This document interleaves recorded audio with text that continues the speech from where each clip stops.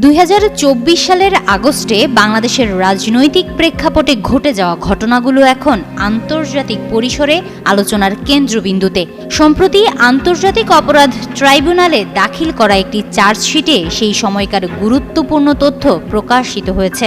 নথিতে উল্লেখ করা হয়, 4 আগস্ট রাতে প্রধানমন্ত্রী শেখ হাসিনা গ্যাং অব 4 নামে পরিচিত 4 শীর্ষ উপদেষ্টার পরামর্শে কঠোর অবস্থানে যান এবং আন্দোলন দমনের নির্দেশ দেন। জুলাই মাসে শুরু হওয়া গণ অভ্যুত্থান চলাকালে ঢাকার চানখারপুল এলাকায় সংঘটিত মানবতাবিরোধী অপরাধ নিয়ে আনুষ্ঠানিক অভিযোগ গঠন করা হয়।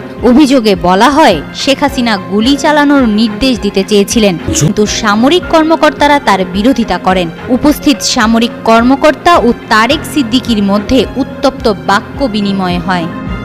এমনকি শেখ রেহেনা শেখ হাসিনাকে পদত্যাগের অনুরোধ করলেও তিনি তাতে সম্মত হননি। পরবর্তীতে তার ছেলে সজীব ওয়াজেদ জয়ের হস্তক্ষেপে পরিস্থিতির গুরুত্ব উপলব্ধি করে তিনি পদত্যাগে রাজি হন। 5 আগস্ট দুপুরে তিনি আনুষ্ঠানিকভাবে পদত্যাগপত্র দেন এবং ভারতে পালিয়ে যান।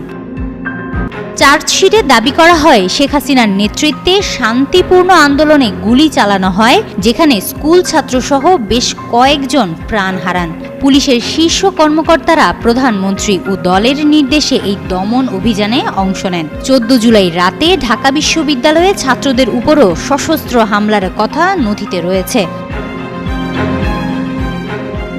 এই অভিযোগপত্রে বলা হয়েছে, শেখ হাসিনার বিরুদ্ধে এমন প্রমাণ রয়েছে যা আন্তর্জাতিক আদালতে দাখিল করা হলে তাকে মানবতাবিরোধী অপরাধে দোষী সাব্যস্ত করা সম্ভব।